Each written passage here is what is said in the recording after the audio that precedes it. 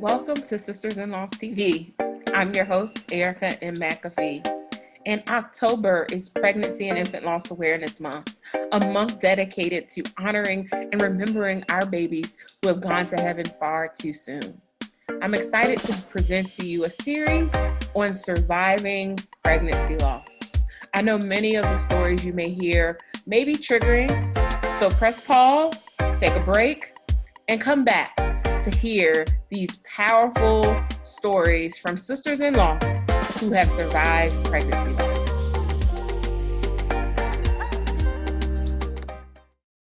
Welcome to Sisters in Loss TV. I'm your host, Erica McAfee, and today we have Alishia Anderson here with us. Hello, everybody. Thank you so much for having me here. Yes, no problem. So I would love for you to share a little bit about yourself and what you do. Yeah, so I am Alishia, as Erica said, also known as Ali Andy on social media, and I am a stillbirth survivor, a baby loss advocate, rainbow mama, golden mama now, and also the author of my book, Still Here, a memoir of love, loss, and triumph after stillbirth, which I wrote after my baby loss, which we'll get into a little bit more. And yeah, I'm a stay-at-home mom as well, so it's been an interesting time during these pandemic times, but that's me in a nutshell. So go back and listen to episode 66 of the Sisters in Loss podcast. But obviously, since we're doing video, I would love Alishia to just take us back, go all the way back to the beginning of your story and share with us your loss and stillbirth story. So my first pregnancy was with my firstborn son, DJ, who's named after my husband, Derek. But we were married, I think I mentioned this last time, we were married for almost 4 years when we got pregnant with DJ because we decided to wait a little bit because we lived long distance the entire time we dated. And we did not live in the same state or city until we got married. And so we wanted some time just for us to connect as a couple, and we chose to wait a little bit. So I know a lot of people ask, as soon as you get married, walk down the aisle, when are you having your first baby? And that is why we chose to wait a little bit. But once we got it pregnant, we were so excited to be expecting, and everything was going phenomenal with my pregnancy. I had no morning sickness. There was nothing out of the ordinary that happened. Went to all my prenatal appointments as usual. Everything was exciting. And then I got to that 28-week appointment where they were going to test me for gestational diabetes. Took my little sugary drink when I got to the office, and they wanted me to come back to do an ultrasound, and then they were going to find out my results from that test. So I went back to the ultrasound room, simple. It was routine, nothing out of the ordinary. Sat down, lady, the sonographer, put the gel on. We went through, she started scanning, and she just kept mentioning that my fluid levels were low. But I didn't really know what that meant. I thought it was something that I could probably fix. But she was very not somber, just very tiptoeing around with his anatomy stuff. And so she was like, I'm gonna go get the doctor. So she left, and she while she was gone, my husband and I were just like, something doesn't really feel right. But my husband, he's more of a let's just see what happens and then we'll go from there. But I knew some mama intuition, I guess. I just was like, something's not right. So when she came back in the room, she actually cleaned me off and walked us across the hall where there was 2 doctors waiting. And the doctor just was like, I'm so sorry, but we cannot find your son's heartbeat. And that was just the shoe drop that just changed my world forever, really. And I was pretty much, after she said that, I lost it. So they gave us a minute, and we were just trying to process. I'm like, how can this be? What happened? So finally the doctors come back in, and they pretty much tell me, so you're gonna have to deliver your baby, because I was 28 weeks at the time. However, my son was measuring at 24 weeks, so he may have passed, any time in between that span. But they were saying that they wanted me to deliver, so they said they could bring me in that evening, which was a Friday. This was January 15th of 2016. they said I could wait that weekend and do it sometime that weekend, or just kind of wait till my body kind of went into birth naturally. But they did not recommend that option. So my husband and I decided that we would go in the day after we found out. And when we got home, we called parents. So my husband called everybody, my parents, his parents, and just let them know that we lost the baby. That was horrible. It was kind of like you just detonating bombs all over the place, and just making them deal with the grief on their own as we were trying to sort through it as well. I remember going home and Googling, what do you call a baby that dies at 28 weeks? Because I had no clue. I hadn't known anybody personally that I knew of that had a baby that died that late in the game. And so that's when I learned the term stillbirth. And I just kind of moved forward from there. We ended up going into the hospital that next day. I stayed there. They induced my labor. And I was there 3 days until I had my son on Monday, January 18th of 2016. So it's been 4 years since that loss. And it devastated me, to be honest. I was wrecked after that, very up and down emotionally. But I was always willing to share very early on because it was therapeutic for me. I know everybody's not always at that space yet, but for me, it just felt good to talk about him, to share his story, so that I can grieve him, and it made him feel more real when I would share his story, because my husband and I were the only ones in the room at the time, minus the medical staff. My mom had flown down to Georgia from Michigan at the time, but she opted not to see him. So we were the only ones that actually saw my son's body. And once we had him and delivered him, we were able to interact with him. So we held him and took pictures with him, got his fingerprints and all that stuff taken. They weighed him and measured him. And so it was just like having a real baby. They did all the things that you would do, but instead of getting to go home with him, we had to say goodbye. So that was really, that was really challenging, just to, see him wheeled out that last time. That was probably the hardest day in the hospital for us. So, yeah. Wow. Man, oh man. I understand exactly how those feelings are of not seeing the baby again, and until you do a memorial or some type of funeral for them. So take us through that part of your journey. How did you all memorialize DJ, and what was those next few weeks, next few months like for you? So I was actually in school at the time. I was getting my second bachelor's degree. So this was in the middle of my senior year. It was my last semester, and I had lost him at the very beginning of that semester. So I didn't know how I was going to finish school, but I was like, I have to do it because we're here now. And so I was able to find a counselor through school. I got 10 free sessions, which was amazing, right on time. I would meet with my counselor once a week, and she would just kind of walk me through grieving. We ended up cremating DJ because we knew that we would be moving from Georgia within the next couple of years, and I didn't want to bury him and leave his body there, because that would have just devastated me to have to leave him again. So we ended up cremating him, and it was beautiful that our hospital actually did the cremation and everything for free. So they, picked up his body, told us when the ashes were ready, we went to pick it up, but everything was free of charge, which was awesome for us. And then what happened for a memorial, we didn't really do a memorial right away because we didn't know what that would look like. But my dad, who was like one of my godsends in my time of grieving, had mentioned that when I did have my graduation, since all my family would kind of be coming into town, that we should do some type of candlelight visual. So after I graduated and we went on my dinner after graduation. After the dinner, we went to this park and all my family was there. We had candles. Everybody kind of said their little piece to my husband and I, and their just prayers for us as a couple. And we just kind of dedicated DJ back up to God. And we prayed as a family and friends.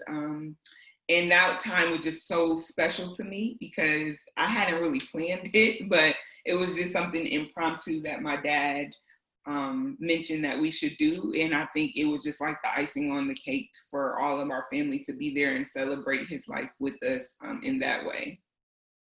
I love that. Yeah. Walk us through the next steps, your next journey, becoming a mother, to conceiving, trying to conceive. Yeah, so Graylin and having Graylin, and then now having Gavin. So basically after we had DJ and I had been through therapy for a little bit and I was writing, and so I felt like I was more so on that journey to healing. We decided that we would try again, but we didn't want to put pressure on ourselves like we have to get pregnant right away. You know, we just said we'll try, and if it happens, it happens. If not, we'll go from there when we get there. So I had DJ in January, and I found out I was pregnant with my second born, or my rainbow baby Grayson, in August. And so I was for DJ, we told people, we didn't tell people that we were expecting right away. I think we waited maybe like that sometime that second trimester. But when I found out, I was actually at home at my parents' house, and it was just me by myself. My husband was on a work trip. So I called him and I let him know that I had taken the pregnancy test and that I was expecting. And before, let me rewind a little bit. When I had been taking pregnancy tests, because there were moments when I thought I was pregnant and I saw that negative, and that made me come unglued like all the time. I probably took at least 4 pregnancy tests in between that time of January and August when I thought I was pregnant again.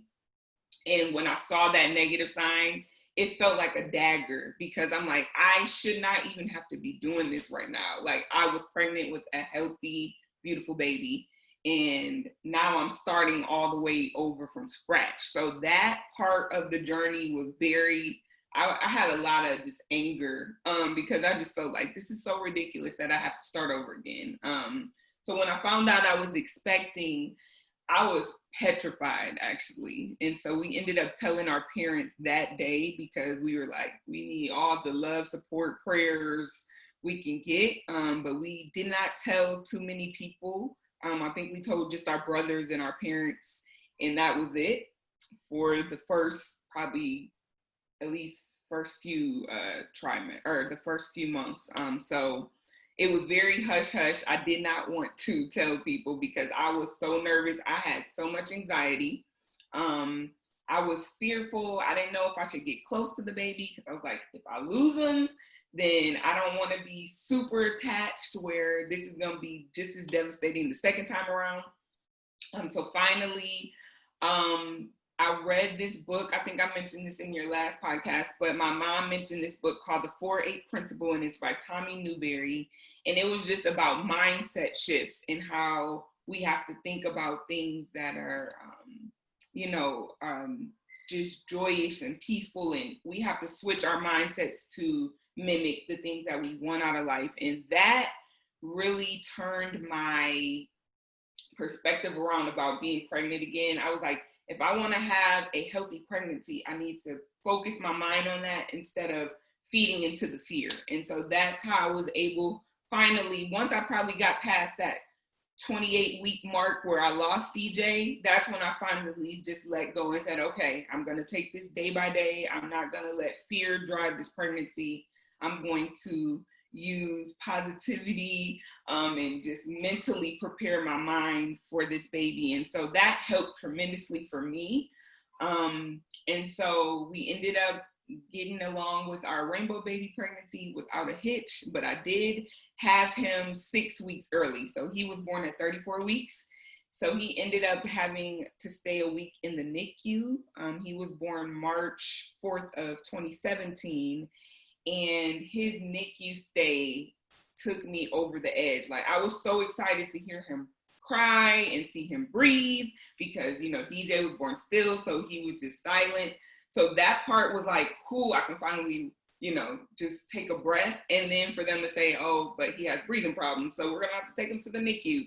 So I came unglued again because I'm like, here we are. I just cannot have a regular pregnancy. It's just always something that I just cannot fathom why I cannot just do this regularly. When you hear about motherhood, it seems so easy, but there's so many different factors that are going on in that it really is. I've seen this flown on Instagram 1,000 times that it's an underrated blessing or miracle to be able to say you have a baby, because just the things that your body goes through to get there is a struggle. So he finally got out of the NICU. That he was there a week, so for NICU standards, not too bad. That was a silver lining in the story, but I definitely think I suffered from some type of postpartum depression or baby blues, something. I never was clinically diagnosed, but I could definitely tell that all of that with the loss and then the rainbow baby pregnancy was just a lot. And my emotions were all over the place. But thank God now, Grayson is now 3.5, but I found out I was expecting again in 2018, I believe. I believe it was August again, or 2019, I'm sorry, 2019 of August. And so that's my golden baby, Gavin. So he was actually born 5 weeks early. He was born on April 11th, the day after my husband's birthday, at 35 weeks. And he was born during the pandemic.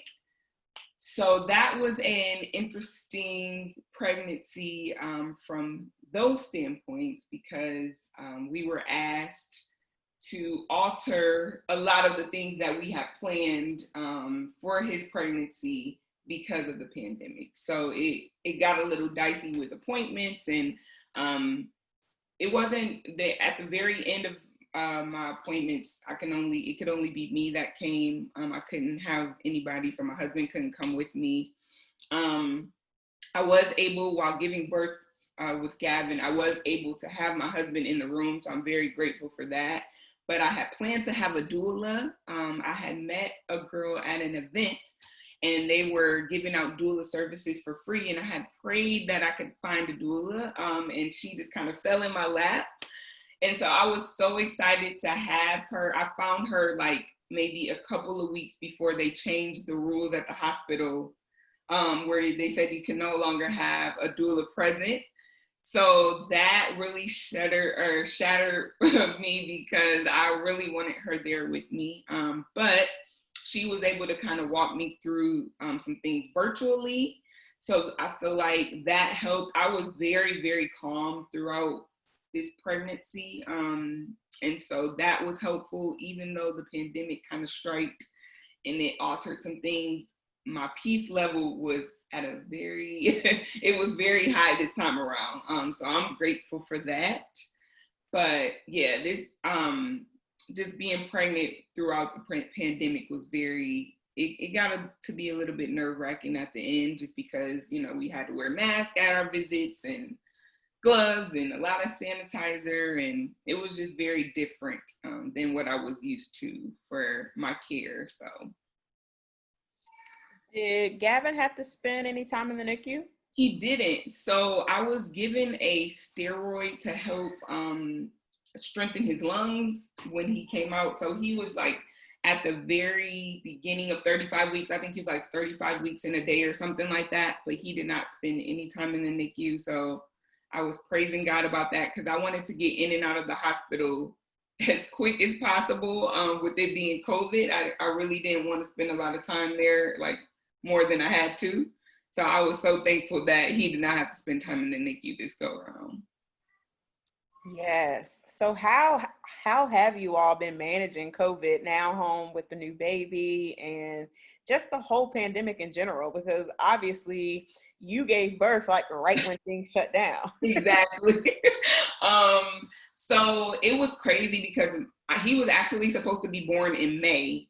And so my mom had scheduled to come. And so we're like, she was going to come at the very end of April. Cause I was like, you know me, I have babies early. So you may want to come just in case a little bit early.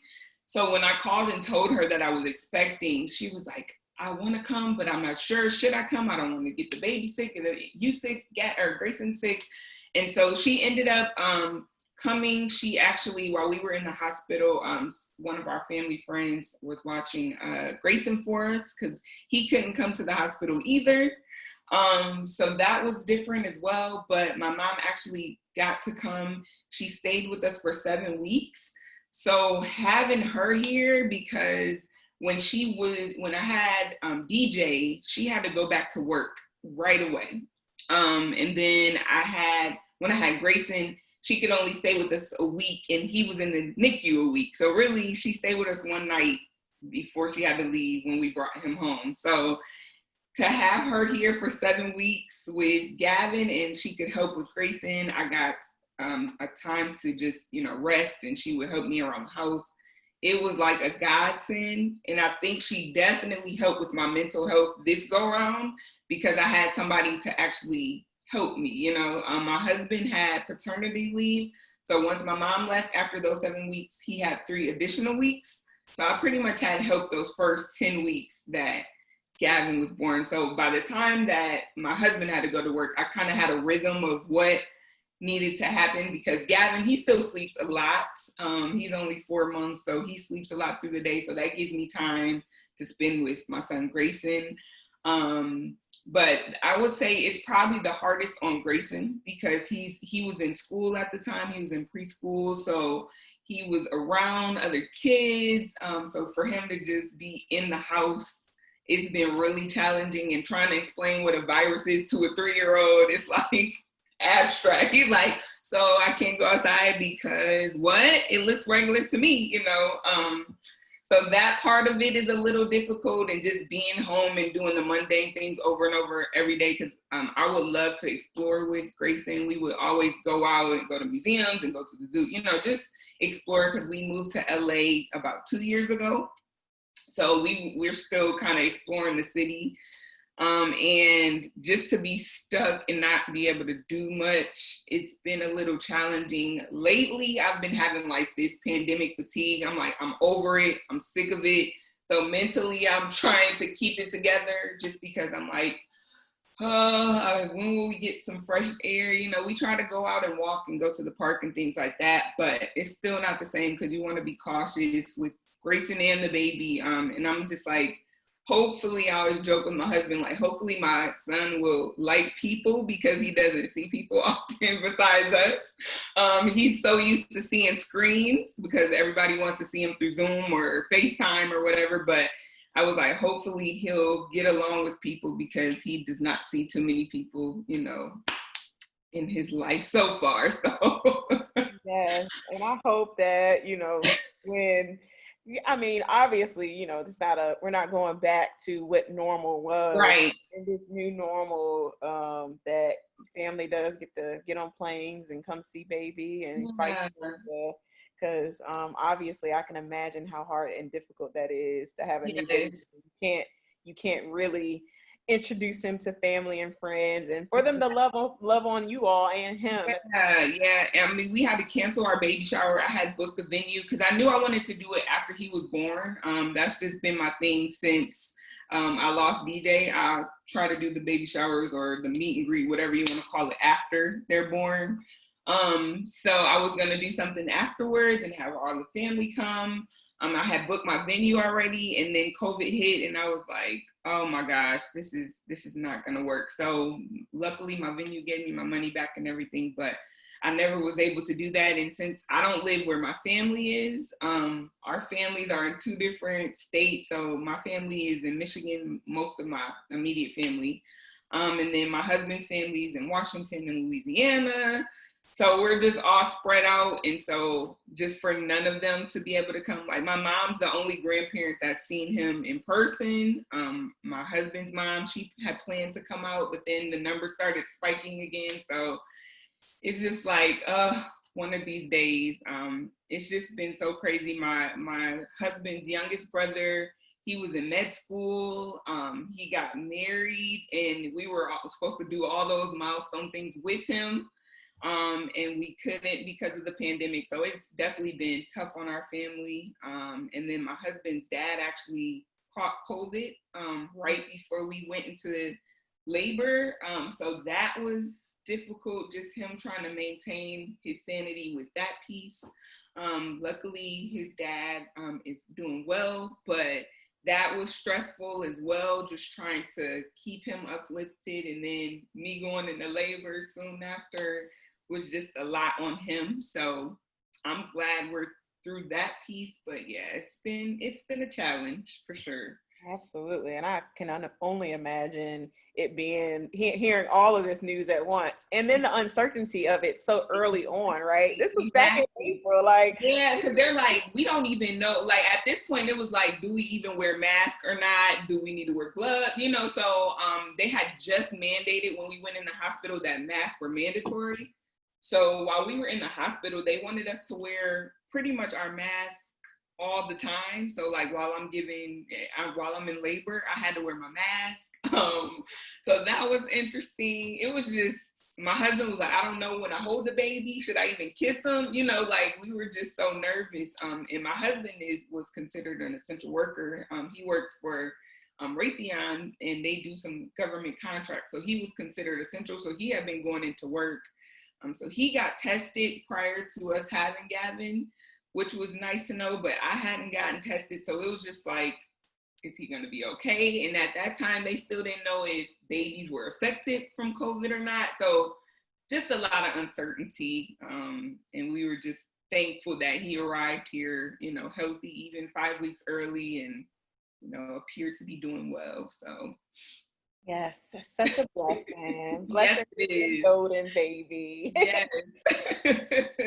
So obviously we're recording this for October, which is Pregnancy and Infant Loss Awareness Month. I would love for you to share with everyone how you memorialize or celebrate your angel throughout the year, or definitely during the month of October. Yeah, so usually in October, that's when I wrote my book. So I launched my book on October 15th, which is the actual day of awareness that, we celebrate as baby loss moms. So that's a special, special day for me. That's the day that I release my story to the world. So I like to celebrate that day and just honor DJ. I honor him. I try to honor him, daily through my walk. But we specifically honor him on his birthday, which is January 18th.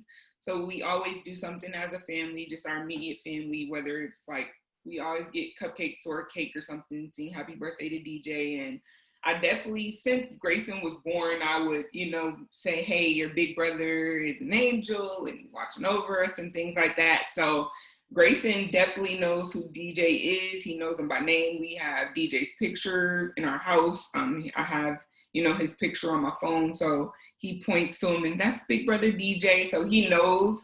And once Gavin gets of age, we'll do the same thing with him. But my family adds his name and pictures and things like that to cards and everything. So we try to make him as normal and integrated into our family as possible, even though he's not here physically. So I do appreciate that piece. From my parents work really hard to try to include him in the grandparent or the grandkid count. They're like, we have this many earthly grandkids and one heavenly grandchild. So it makes us feel good to know that he's included. And then on his due date, because early on, I did not want his due date to be such a somber, sad day for me.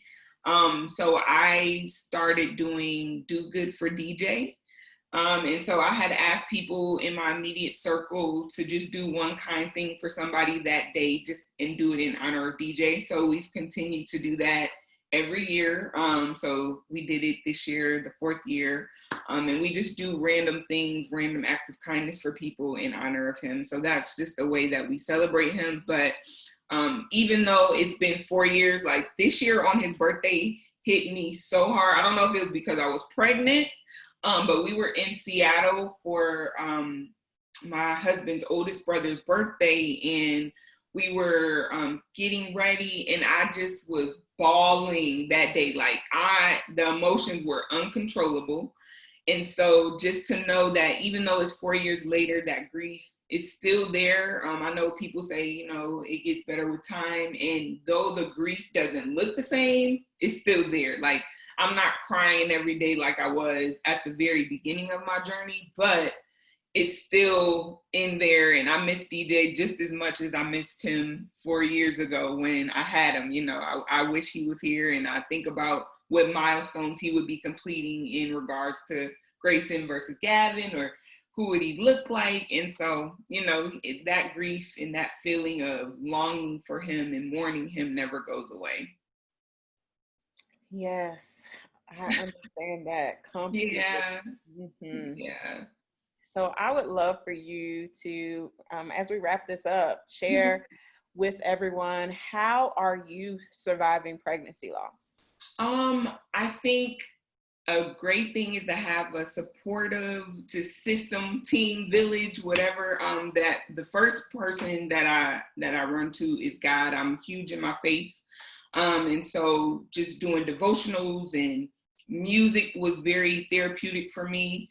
That was a big part of my journey. Journaling. I also vlog. I just went back today and was looking at some vlogs that I did. They were just personal vlogs on my computer that I had done that were chronicling my pregnancy after I lost DJ into Grayson. And it was amazing just to see the growth from me then to now. So I would say definitely chronicle your journey somehow, whether it's through video or writing, or just so you can go back and see how you've progressed. But my husband has been a huge support. He was a major part in my healing. He propped me up on those very tough days. He saw the good, the bad, and the ugly of grief. So I'm very grateful for him. Both sides of our parents, they have been phenomenal with just us and grieving. My brothers, just a whole host of people, friends, just that I can lean on. It's just been helpful to have them there. And then for them to acknowledge DJ has been a great piece of relief for me, because I never wanted him to be forgotten. From that day that I had to say goodbye to him, I knew that I wanted him to be an integral part of my life. And I wanted to make sure that the people that interacted with me knew about DJ. I said, I'm not gonna let your life be in vain, even though you were only here for like 28 weeks on this earth, but I'm gonna make sure that your legacy is continued. So I think that gives me purpose in, you know, helping me to survive. I'm able to focus on the honor and legacy part more than I feed into the grief side of it. And so I think that just helps me to keep going. And on those days when I feel like I want to cry or get upset, or, you know, I just allow myself that space, because you have to give yourself time to grieve and be okay with that, because it's gonna come. And you know, it's okay. And even if it's 20 years down the line and you still cry or shed a tear, that's okay. People may not understand it, but you just have to do what is best for you. And so I think that's just take it day by day and do what works for your soul, for your heart, to help you move forward in your loss. Yes. So where can we connect with you after this video and this podcast episode goes live? You can find me. I'm mostly on Instagram. So my page is Ali Andy Enterprise, and that's ALIANDE Enterprise, ENTERPRISE. You can also find me at my website, www.allieandyenterprise.com. And then you can also find my book. I have it here, Still Here, A Memoir of Love, Loss, and Triumph After Stillbirth, on Amazon.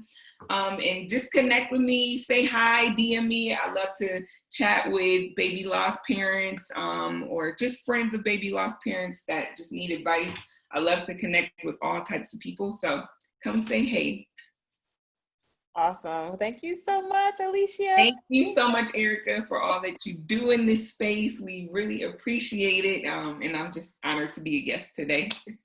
Awesome. I got you there.